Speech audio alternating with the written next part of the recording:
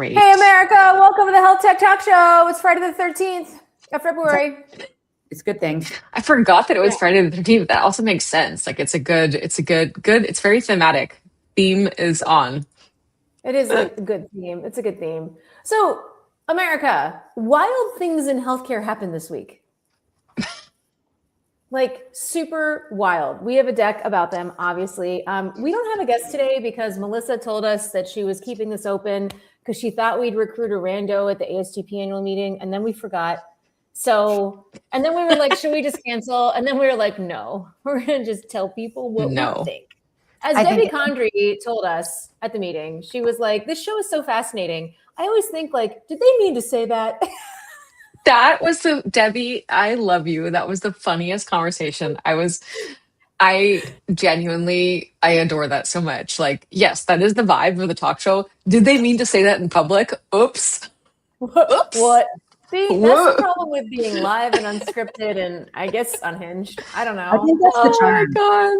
That was so funny. No, it is. It is. People care because we're like, we obviously have no filter and we're like, oops. Guess we said that one out loud on the internet. Oh, well. The wild thing is I sometimes think we are filtered and people are still like, I don't know. I thought we were held back on that one. But right. This is like the live version of our group text and a live version of our Marco Poloing. And so compared to that, it does feel compared to that, it is filtered, just to be clear. It is filtered because the group texts are often disappearing messages. So, is that really, part of the world forever? Who knows? We'll find out. Probably. Who knows? We'll just pretend. It's fine. It's fine. No one cares. Whatever. Anyway. Melissa, we have Melissa. Kat McDevitt is frozen again. No, she's not. Again?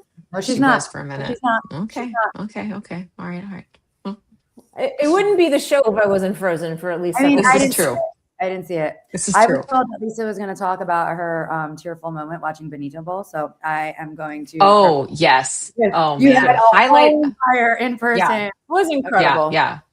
No, highlights of the week, highlights of the month / year was the Benito Bowl, and just such a beautiful message. Love is always stronger than hate, and also just generally a like anti-cynicism message, right? That was not a cynical performance. The story that was told was not cynical. It was beautiful and like hopeful and also sad and like, regretful and looking back, looking forward. It was all those things, but it wasn't cynical. That was important. It was good. I loved it. Lisa had tears in her eyes when she was telling me about it. And also I'll cry just thinking about it. It was so good. You liked it a lot better with the salsa version. Guy with a smile salsa version. So good. So good. Strong endorsement. That it was actually like awesome. And I don't know what everybody was complaining about. Like the MAGA people, I would say MAGA. And they had their separate show and like no one really watched it. And they were like 5 million people. And it was like, but 150 watched the Super Bowl. So they were saying it's their all-American show as if it's not part of America. Yeah, guys, Puerto Rico is definitely part of America. So, in like over 100 years, it's like, definitely part of the United States, guys. Like it's like real. Yeah. Anyway, bummer. It was great. It was great. Strong shout out to all involved. Okay, so we were just at Melissa. Do you want to say anything? Oh, Melissa, what would you like to tell our little fans? Vive. Talk about Vive. Vive. And hymns. I just did a post. So everybody stop bothering Lisa and Kat because they're not going to put you on the show. Okay, I am. All right, and you have to. That's right. You have to sign paperwork and give me money, and I have 2 slots available left at Vive. And then we haven't decided how many shows we're going to do at hymns, but there are currently 1 guest already booked. So more to come. But if you want to be on Vive, you better hurry up, haul ass, and send me an email. Haul ass and email Melissa. Yeah, it's true. Melissa is actually our boss, just in case anyone was curious. The times when she does not boss us around and assumes that we've got our shit together, like booking our own guest for this week while we're in DC, that shit doesn't happen. So you really should just reach out to her. I have like 47 emails in my inbox for Vive, and I am not going to read a single one of them because I got a lot of email addresses and I'm just not going to do it. So anyway, please reach out to Melissa at healthattalkshow.com. Amazing. All good. Okay, Great. she's out. She's out Right. of here. She's out of here. Okay. Okay. So wild week. So starting out, this is Kat and Lisa in the Olympics. Obviously, we are strong competitors. I am Lindsey Vonn, and I broke my leg in 500 places, and am now never going to ski again. That's me. Okay.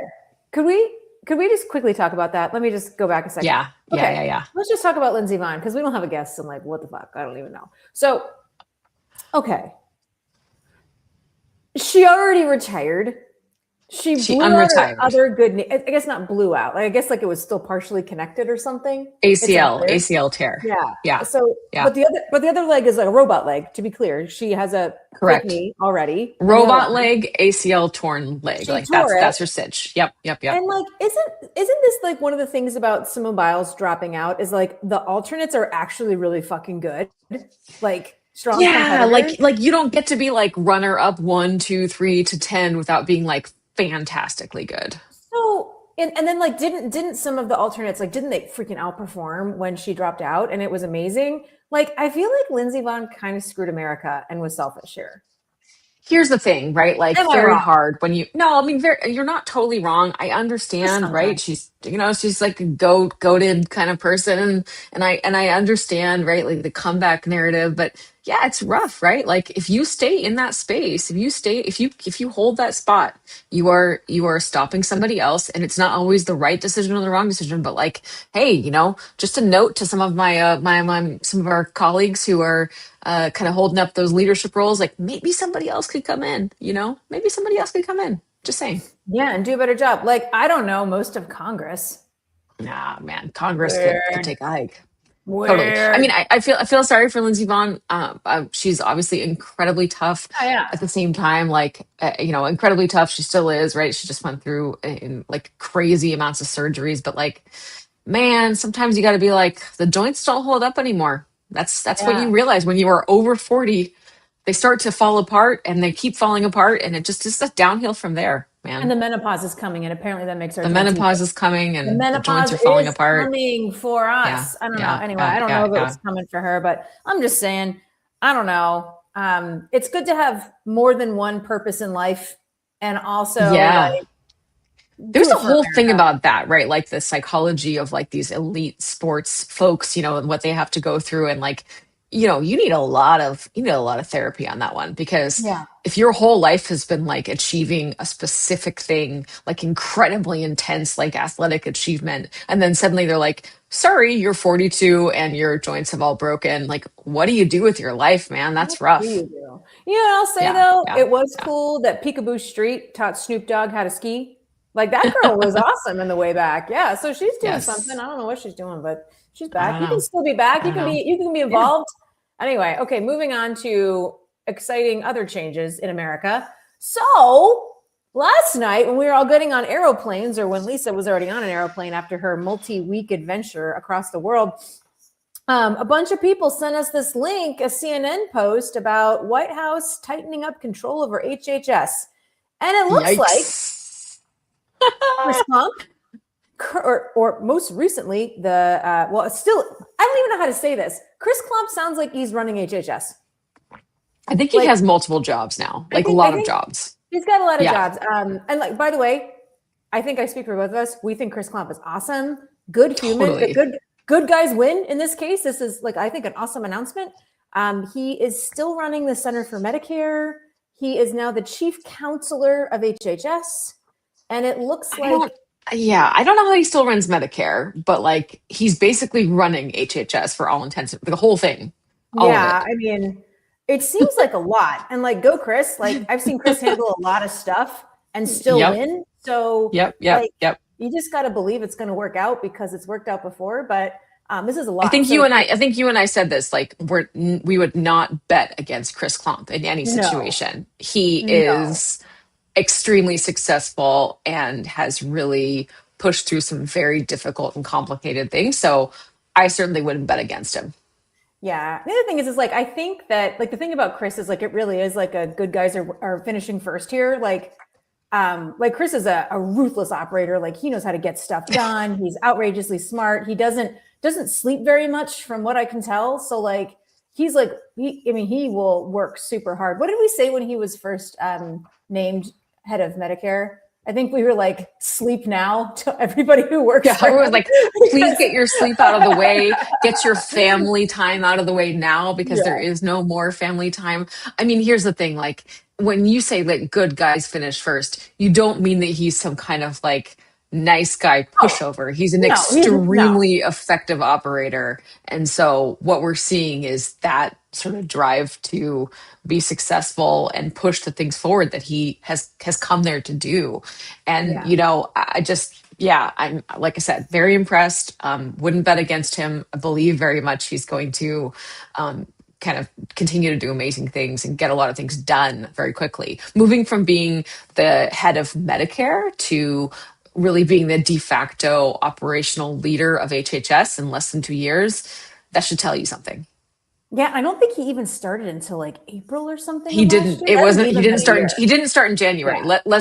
Yeah. He did not start in January. So yep. Yeah, so super Yep. impressive. Yeah, when I Big say the good guy should finishing first here, like he, I mean, as far as I know, like has done most things, everything that I know of by the book, right? He hasn't thrown people down that I know of. Like I think a lot of people get into these positions of power by not being the best, and Very focused. This is awesome. So I think Chris cares about people. I think he's going to do the right thing. I think that's awesome.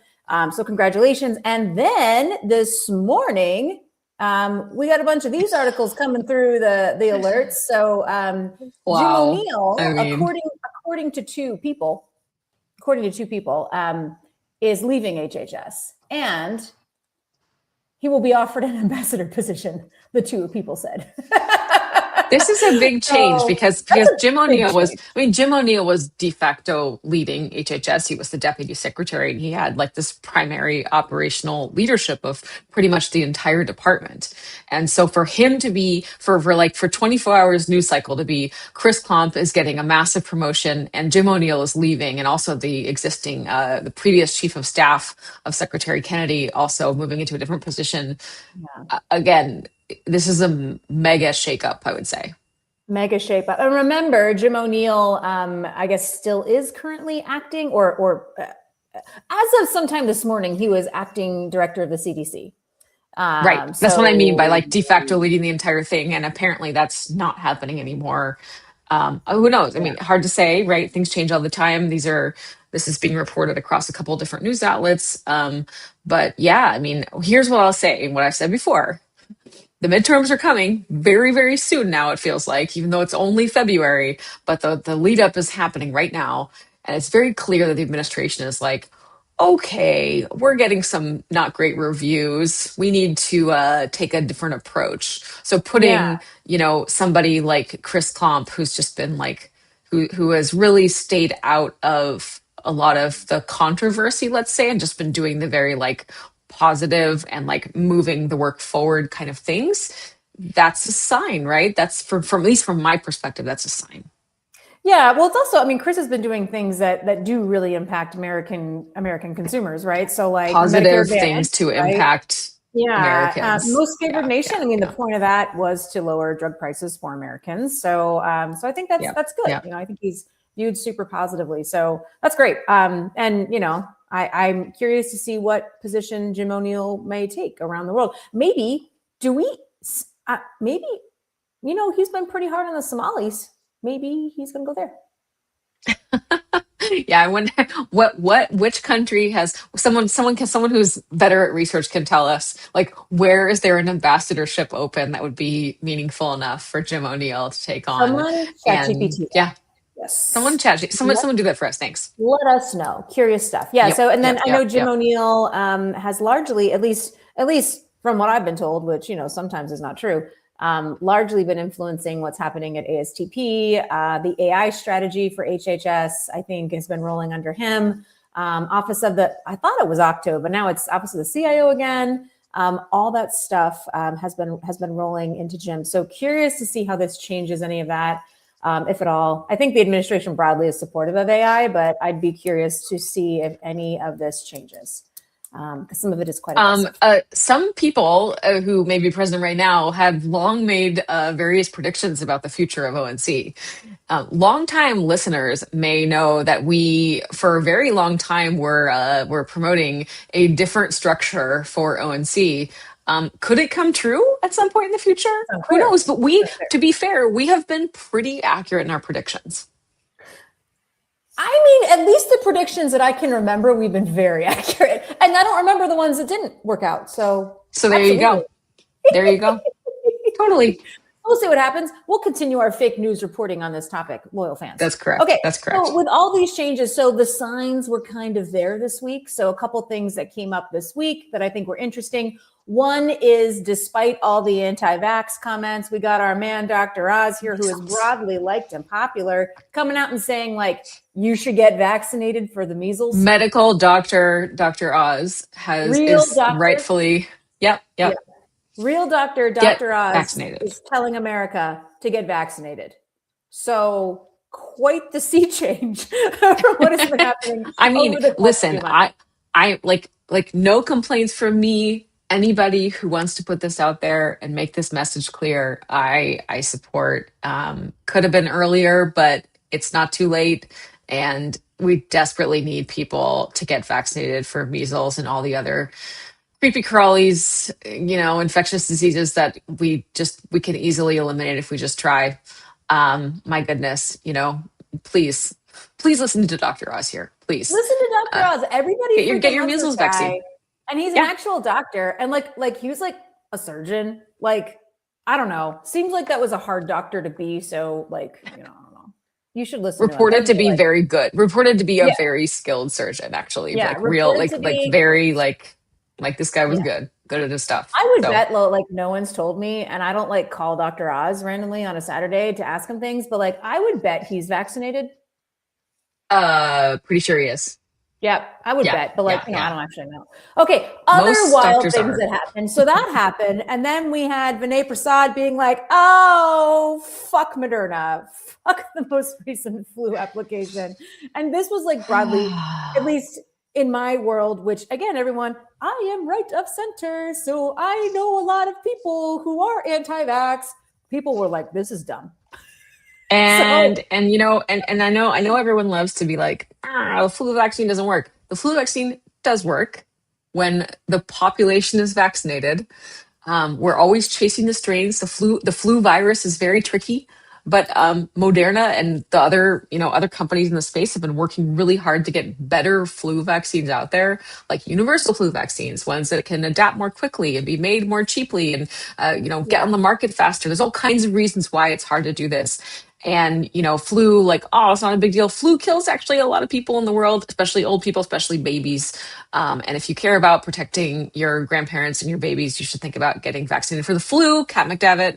I actually have some positive things to say about this. That, like, I feel like you get to be a smart one. I get to be the one. Flu is real. All these things. Okay, so listen, I totally got the flu over Christmas. It was the worst. Do you know who didn't get the flu? Everybody around me who was vaccinated. Because I was like, oh, wow, how are you guys like getting sick? And they were like, oh, we got vaccinated. And even though apparently this flu shot totally missed the mark, it does have some protective qualities. So I will just tell you guys, I really wish that I had gotten the flu shot because I was out. It's not that you won't get the flu. It's that you're likely to have a much milder or non-detectable case of the flu. Your body has more of the tools to fight back against the virus, y'all. And it's worth it. It's totally worth it. And again, Moderna is trying to create a better flu vaccine, as are the other. Like, this is the thing. Like, we need better tools, and it's really upsetting to me that someone who is not one of the scientists who is in charge of reviewing and understanding all the evidence and the applications would overrule what the scientists say here. It really pisses me off. And by the way, it's very anti-American. Let me take that Moderna flu vaccine, right, Kat? Don't stop me from taking it. Okay, here's the thing. I hate it when people tell me. I also hate waiting for things. The reason I am not vaccinated is because at Health, it took too long for the Walgreens booth guy to come out and give me the shot, and I left. I left without being seen. That was the real problem here. Fast is better. Also, like, what sucks here is like, okay, like, can I just talk about how businesses are people again? And where are you, Mitt Romney? Sure, please come home. Absolutely. Please come home to Washington, D.C. Okay, so like, do you know how many investors put a shit ton of money into this program and they just like pulled it like a bunch of pieces of shit who have like power problems? Like, I don't know this guy. Like, we aren't friends, but like, It's really unclear to me why he would do it's really unclear why he would do this, but it really sucks. Yeah. And seems like there's not, at least on the surface, there's not a good reason, and Yeah. that sucks big time. Yeah, dude is broadly unpopular, and maybe hate if it. there is a good reason, he's not a great communicator, and that is his fault. Like, you can't just do shit and not tell people why you're doing it. Like, that means that's not good. So anyway, put out a really useful press release or something and explain yourself, because this is dumb. Yikes. Anyway, Yikes. also mRNA vaccines, like the thing about being quick and fast and working better is they can be modified within like a week or two. What? It's a big deal. If we do mess up and pick the wrong flu, then we can make another one. I don't know. It's stupid. You know how they do this? Just really quickly, you know how they do this? They chase the flu vaccine around the world. They chase the flu vaccine strains around the world. So in the southern hemisphere and the northern hemisphere, it's like opposite. So they chase them around the world and try and figure out which one's going to be hitting, or which kind of new developments in the different strains of flu have happened. It's like a crazy, really, really cool process. And, we're getting better and better at it. And mRNA vaccines offer that ability for us to move faster. It's super cool. It's just really, really awesome science that can make our lives better and keep people healthier. And it just, again, I'm pissed. So anyway, move on. I'm pissed about this one. Okay, last thing about freedom, because there's an American flag here, which is key to our show generally, just to be clear. Let me just change our background if I can. There we go. Okay, so like, this is America. Live free or die. Like, if I want to get the mRNA vaccine, I better be fucking able to. If I don't want to get it, I better be able to say no. But like, the fact that we just don't have it is un-American. This is America. We should have everything. We are objectively the best. Like, we should have everything. This is America. Dude. We should have everything. That's your perfect. That's like encapsulates you. This 100%. Is America. We should have everything. Including Chinese electric cars. That's right. I agree with that. I agree with that. Apparently, they are incredible. They are. I've driven. My dad has a BYD in New Zealand, and it's a great car, and it's way cheaper also.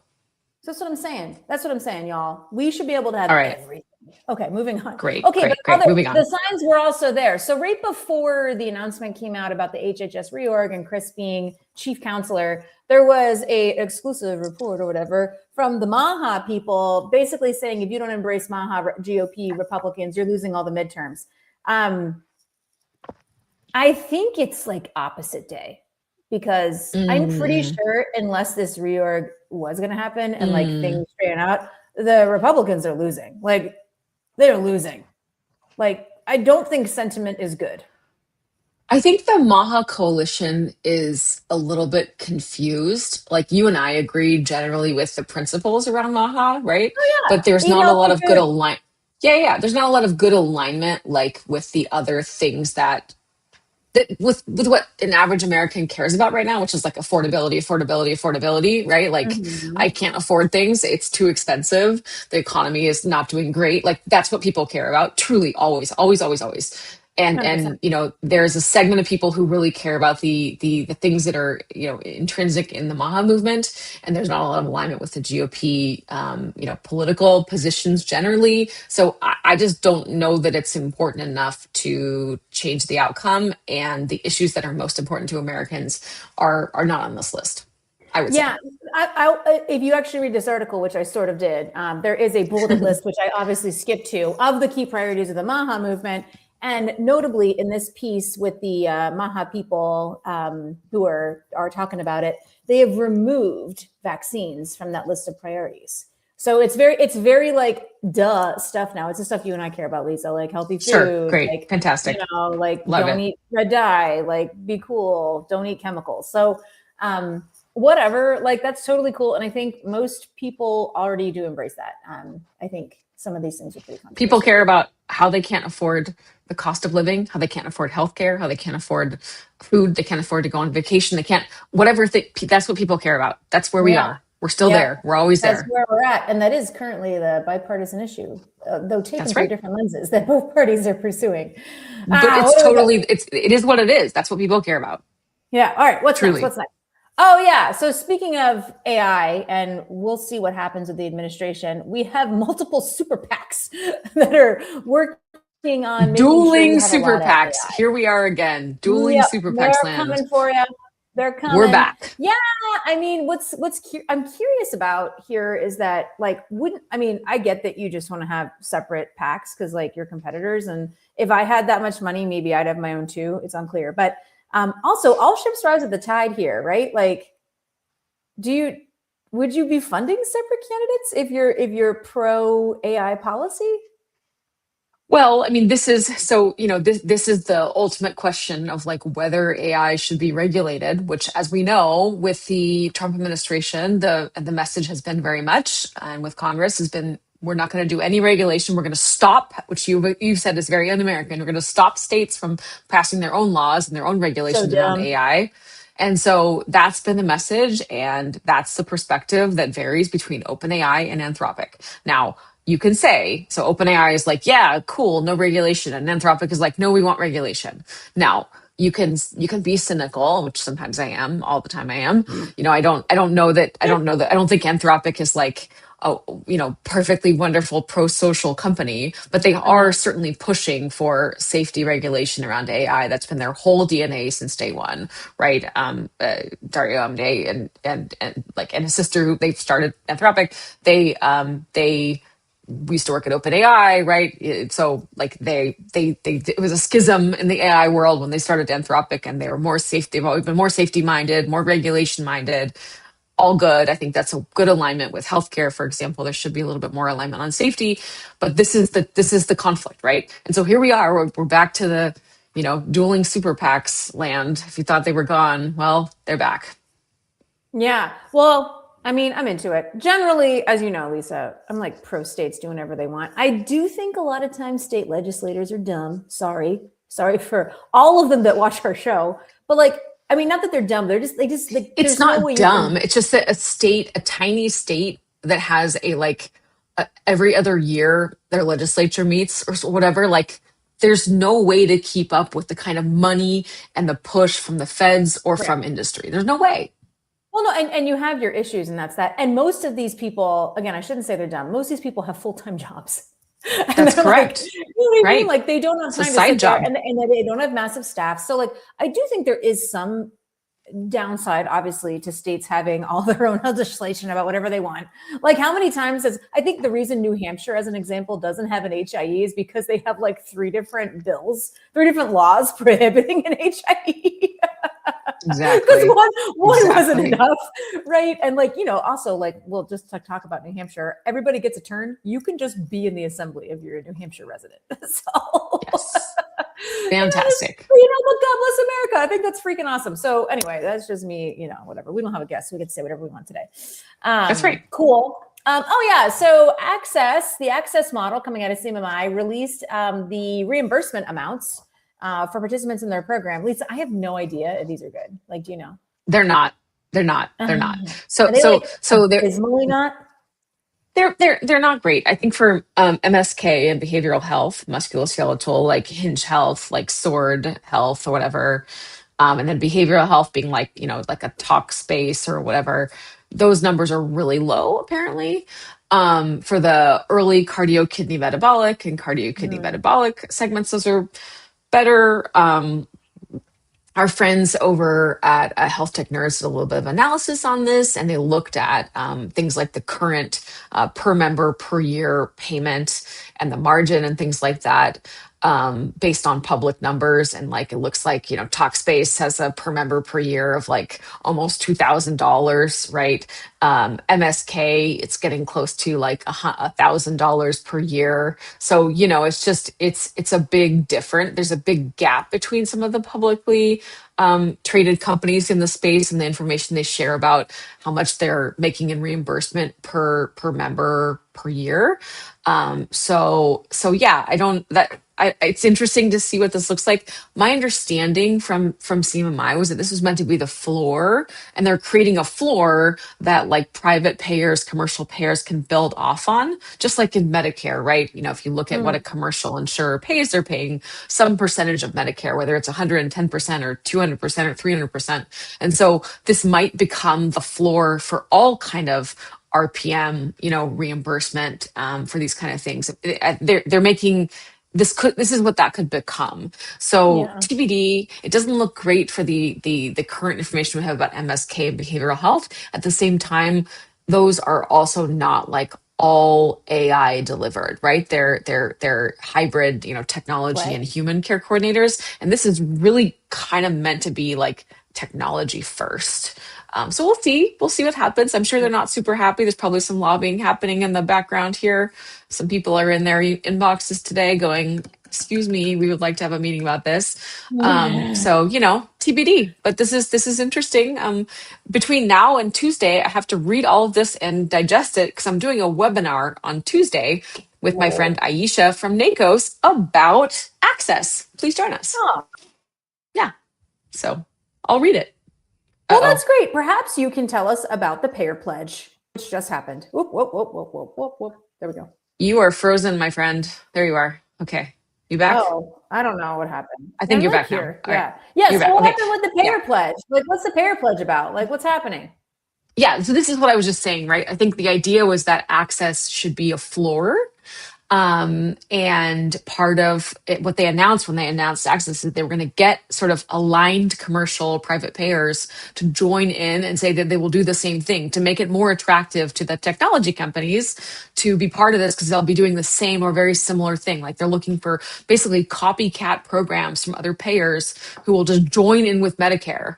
And as our friends at CMS, including Chris Klomp and Amy Gleason and others, have like made happen, they got a bunch of payers to go like, yeah, we'll do this too. So they got a number of payers to join in as well. Some big ones. I don't think you have the list here, but I saw it yesterday. Who said that they will adopt a similar outcomes based payment structure that is like access to make the program more effective across the board. So fingers crossed. Timing is a little bit rough here. Like they're hoping to start in July. I don't think that's going to happen for all the payers. Maybe in 27 or 28 if it continues. So TBD. Yeah.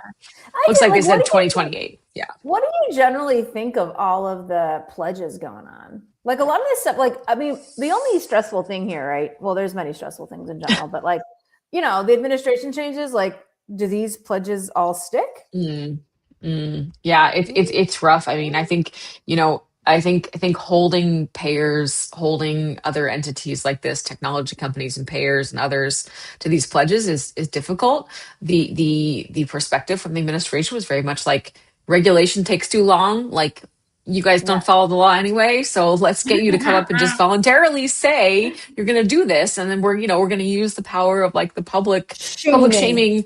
But that's really hard to do, right? Like I do hope that the administration is continuing to put pressure on them to say like, hey, like you put your name out there, like let's do this. We'll see. Right. It's hard. Right.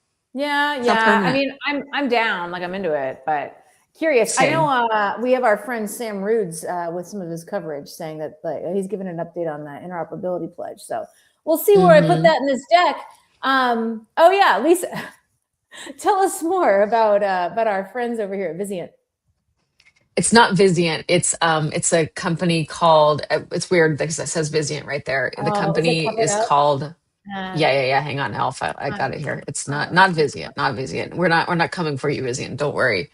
It is. I don't even know what you guys do, but I know your name is on this sign. It's Apexis. So Apexis is this company which was started as a nonprofit. This is important.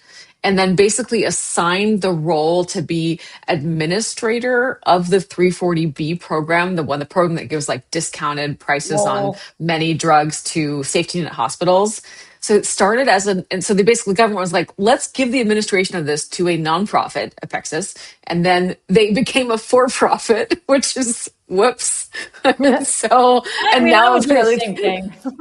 now they make a lot of money off of it, which feels like a problem with governance, I'm gonna say. So not great, guys. Like I get it, but like let's maybe put a stop to this one. Yeah, I mean, it's not. I just don't think it's great to be in the New York Times for fraud. I don't know. Whatever. No, it's not. It's really It's a not. bummer. It's not. Okay, what do It's we not got good. here? Okay. Oh yeah, some more AI news. So we'll see what happens here. I was just on a prep. I know we're both speaking at Vive, Lisa, but I was sorry. This cat is like off. She's off the rails. She's like non-compliant. She's a real American. Yeah, it's all about getting what she needs. Yeah, a panel prep thing, whatever. I'm just talking about, should we be pushing super hard on clinical AI when we still have so much we can do operationally? General consensus among physicians is mixed at best. But it looks like here, Yeah, this is not great. This is a special report from Reuters about a couple of AI. I think it's mostly AI surgical technology that includes like AI and machine learning and stuff like that. And the applications of this apparently have been in place for a number of years now, since like 2021, which is a little concerning because there's been a lot of developments. But basically, it's like tools that help like surgeons map the inside of your brain or your nose or whatever, whether your sinuses when they're doing microsurgery or whatever, nanosurgery. I don't know. I'm not good with technology. it's unclear. Nanosurgery, microsurgery, who We don't knows? know. Laparoscopic, not really Surgery. sure. But surgery. And like they're mapping the sinus cavity and then like using whatever the AI tells them about where certain parts of your brain are, which sounds scary to me. I don't like the sound of it. It doesn't feel good. And apparently it's made some mistakes. And I guess, allegedly, the companies behind this say like all it tells you is that like our tools were used when there was an adverse event, like wait for the investigation or whatever. We'll see. We'll see. Yeah. It doesn't feel great. Don't love it. And it definitely is one of the areas that is pretty risky. And I don't love this at all. Misidentified body parts seems bad. I don't know. Not into that. I don't know. Not into that. Yeah. I don't love that. Like I don't love that. Things could be better. All right, what do we got here? Okay, yeah. So, in case no one knows this, Lisa and I sometimes don't go to all the sessions at conferences. Although I do think you actually went to a bunch, Lisa. So I went to a couple. But I will say, if any of you are interested in obscure healthcare technology conferences like eHealth Exchange, ASTP annual meeting, the man to follow I love Sam. is Sam Roots. So he's at Datavan. He's director of, what does it say here? Government Affairs and Policy at Datavan. First of all, his posts are hilarious. Second, he actually cares and goes to all the sessions. Like he's not like the clown show Cat and Lisa laughing in the lobby, right? Like, man. Just so you can, this is the general vibe here. He's into it. He's ready to go. So some just sampling of posts that you should go read. The boot camp has fewer obstacle courses and pull-up competitions than I expected. This is about the information blocking boot camp. He actually, if you hit the more button, does have more coverage, but also had some thoughtful notes on the second day keynote with Amy Gleason, Dr. Keene, and Ryan Howells moderating. He was saying like, it's really cool to see everybody collaborating. Definitely difficult to move things forward. But Lisa, I think you actually went to this. What are your thoughts? Mm-hmm. Yep. Yeah. I think, and I guess I would just say, I think you and I have spoken quite a bit on this show, in fact, about the conflicts between TEFCA and the CMS health tech ecosystem, the different approaches. We are obviously noted non-fans of TEFCA, and have been talking about it for a long time in this way. This is intending to show the alignment between the two approaches. I think it's still a little bit of a stretch. Sorry, Dr. Keene.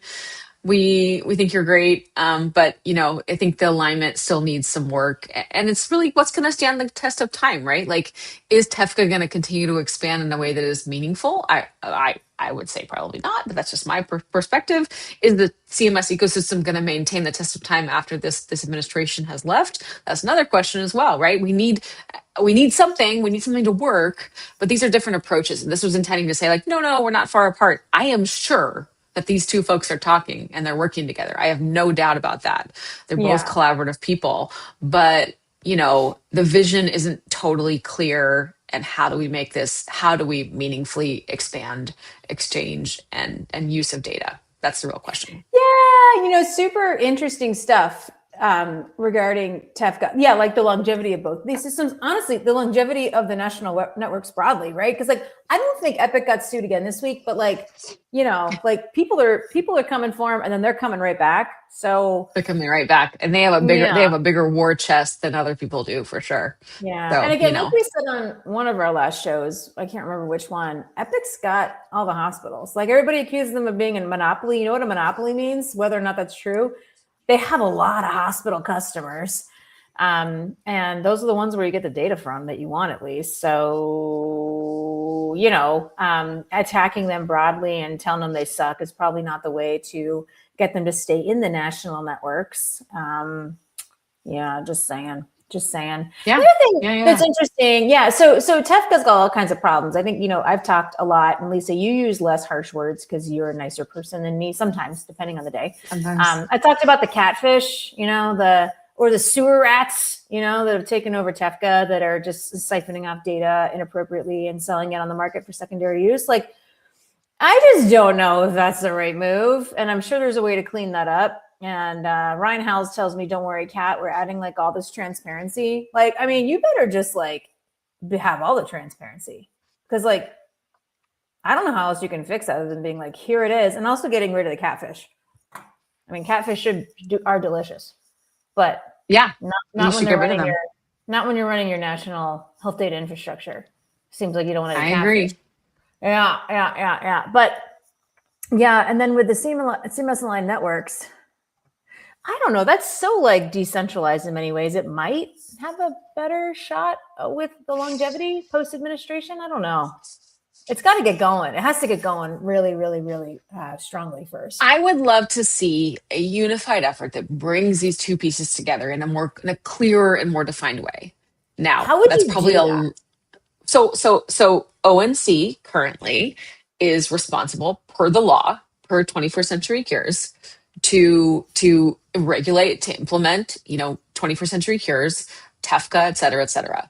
Per noted longtime friend of the show, Don Rucker, there's a lot that the agency, that HHS and ONC and others can do in terms of how they interpret the stuff. It's a lot of regulatory work. Don't want to underplay it, right? But they'd have to kind of go back and like reinterpret the law potentially. Now, if you're like Mike Lipinski right now, you're like laughing at me and saying, "You dumbass, you're not a lawyer. You're not the only cool health IT lawyer in the world.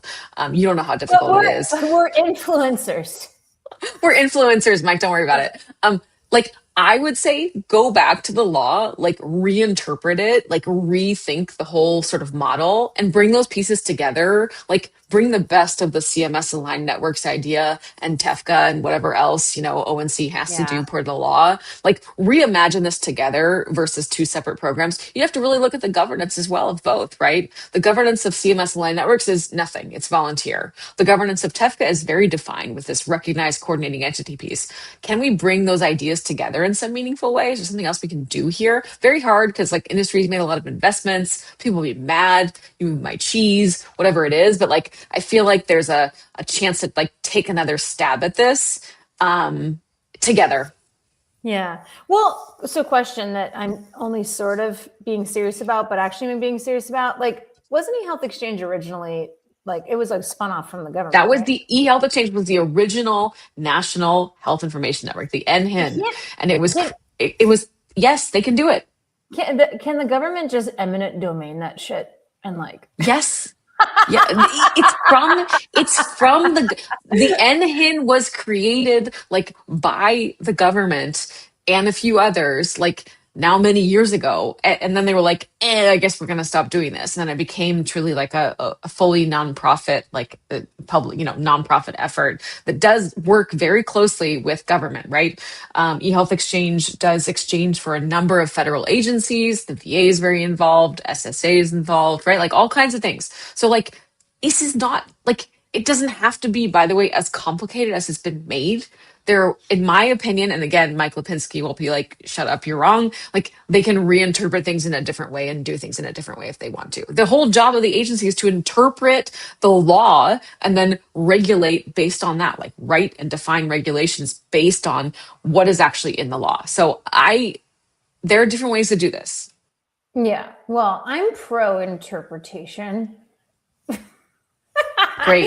Anyway, good stuff. Go read Sam's coverage because he is actually hilarious and actually thoughtful and actually goes to all the sessions that you, America, probably cares about.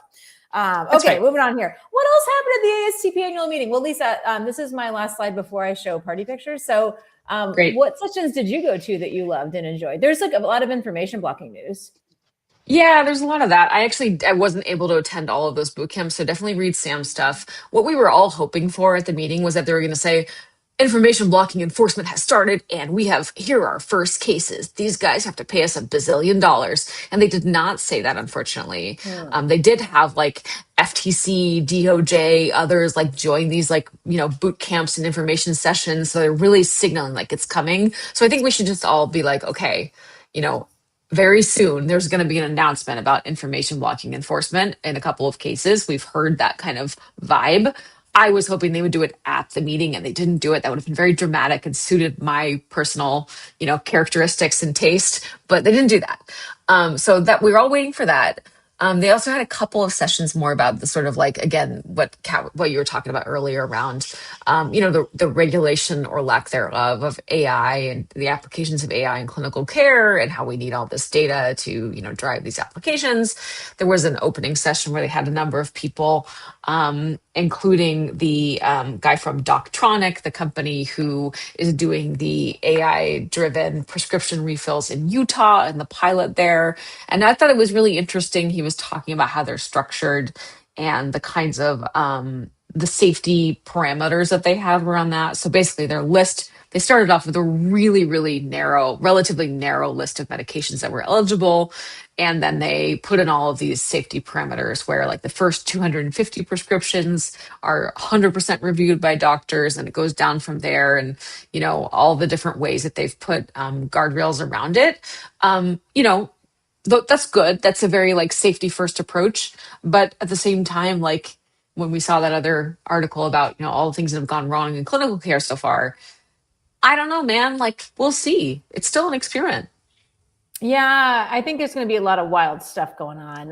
Yeah. Wasn't there also, maybe it was the opening panel. I got a lot of texts about it, including from you, where it sounds like people got in a fight. It was like a patient rights advocacy lady who I don't know, fighting with. Wasn't it Cynthia? Yes. Oh, no, Cynthia. no. Was it Cynthia? Yeah, Cynthia. I think it was Cynthia, and I don't know her, nor was I actually there. But yeah, I heard it was. Yeah, I mean, I guess I would just say, it's. I always have asked like how ONC is deciding who to put on stage for these things, because ONC is a government agency and this is a free conference that, ONC puts on. And so it's, free to attend. And they generally have used it in the past to sort of talk about their updates and to talk about, things that they're putting out there. But this time they put a lot of people from private companies on the stage. And I always wonder, like, how was that done? What was the choice? What are we trying to get across? Agree. Jocelyn's great. Cynthia is the force to be reckoned with, but yeah. It's unclear. Party time. Yeah. So what else happened? What is going on here? Yeah. So we had one of our parties. So listen, I also just want to say to those of you who are like, why doesn't anyone invite us to these parties? Okay, to be clear, this is like, Insana doesn't have co-sponsors. We pay for this shit. We have a really nice time. Unfortunately, not sure if you guys know this, but restaurants have like fire capacity. Like there are only so many seats. Like, I'm sorry. And also, listen, if you're like, wah, why doesn't anyone invite me to these parties? Have you even like sent me a text in the past 3 years to ask me how I'm doing? Like, that's what I would like to know. So anyway, it was a great time. We had like a 2-part party. It was super great. We always show up for the nerdiest conferences because there are a dearth of great parties. So on the left, you have Lisa and Brendan Keeler. This is my favorite photo of the night. Singing me a happy birthday song, which I was mad about because it looked like Brendan was trying to give a speech and take over my party and I was super pissed, which is what you see on the right. This is the flip side. So it was super fun. I don't know what that. By the way, I made Brendan get on that chair right there. I was trying to get people. I'm not singing at that point. I'm getting people's attention.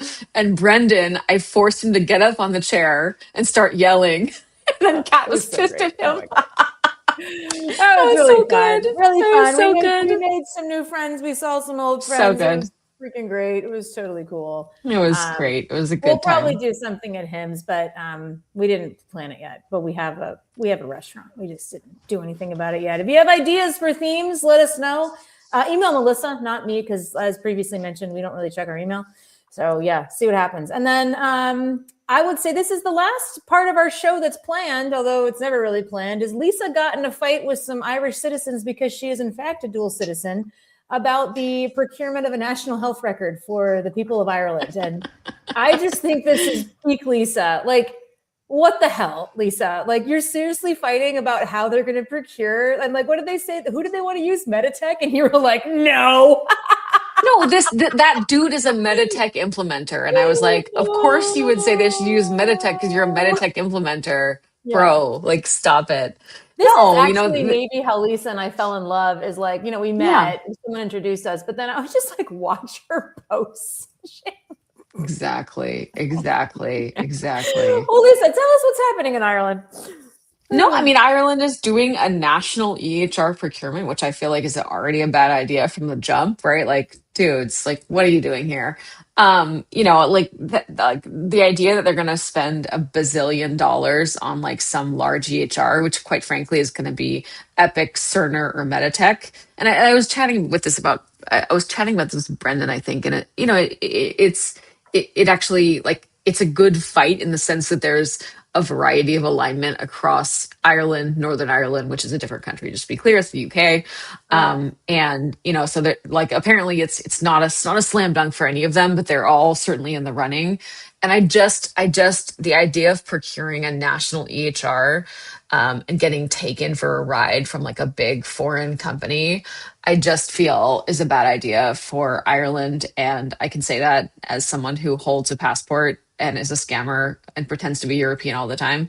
I just listen. I don't think it's a good idea. I think it should align around baseline data exchange requirements, baseline interoperability requirements, standardization, help with implementation across the board. But having a national EHR is the we seriously like this is gonna like let's check in a couple of years and see how they're doing if they actually do procure this. Probably not very well.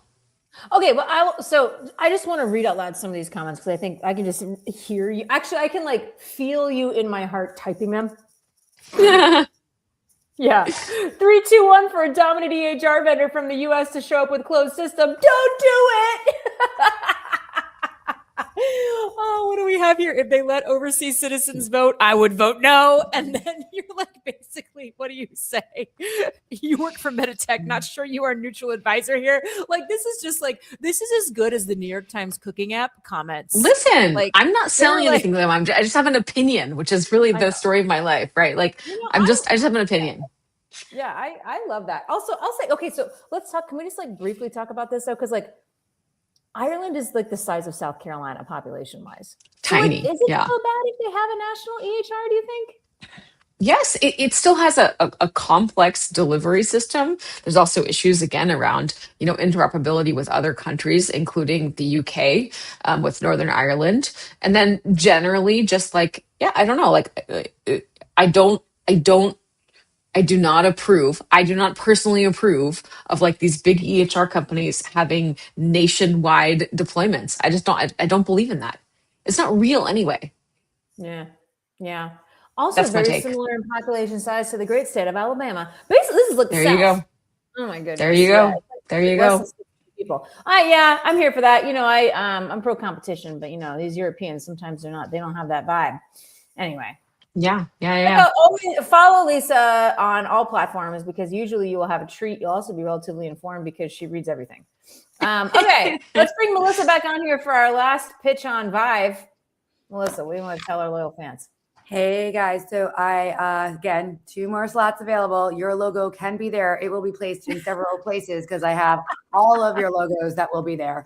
So please just reach out to me, melissa@healthtechtalkshow.com, DM me, and can't wait to have you guys there. We will have technical difficulties. I do not know where we're recording. 100%. I will come into your space and I will Kat, don't we need to buy new mics?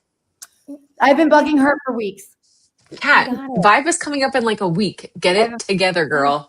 Got it. Amazon. Also, just FYI, everybody, it will be my birthday. So on Tuesday, I expect presents and gifts and shout outs. God. Yay! Last year was my birthday. That makes, oh my God. I know. That's why it's like, this is our time. This is our time. Oh my God. And that's great. Bribes accepted. We Bribes can be are- bought. Yeah. Yeah, you don't have to be on the show to give us money or me. I will funnel That's it right. there so you can get really good mics. Okay. So Yeah. I'm really excited about that. Yeah. Scott Becker, remember when you said you'd send us mics? What? So confusing. Oh Thank yeah, you. Scott Becker. Thank What's up, dude? you. Like you didn't remember. What? Okay. Also, Okay. America, just to be clear, all of you PR people who are like, oh, my client only does unpaid earned media. Listen, as a fucking PR girl, let me just say, you sound so obnoxious and dumb when you say that to us. Because first of all, you're pitching a fake news show that you haven't even watched. Do you really want your client on this show? The best way that we say it. What the hell, dude? Also, listen, this shit's not free. So, like, just like you should subscribe to Stat News Plus and Political Pro, you should also support your health tech talk show. Otherwise, like, don't pitch me. Ew. Like, gross. Ew. Also, you shouldn't be pitching me anyway. You should pitch Melissa because I'm not going to respond to you. So, there you go. All right. Well, all we it's got. been That's all fun, we got. everyone. Yeah. That's all we got. See you later. See you soon. End of love. Happy Friday the Friday 13th. the 13th. Yep. Send Melissa Valentine's. There you go. Okay. Or not. See ya. Bye. Bye, America. Bye.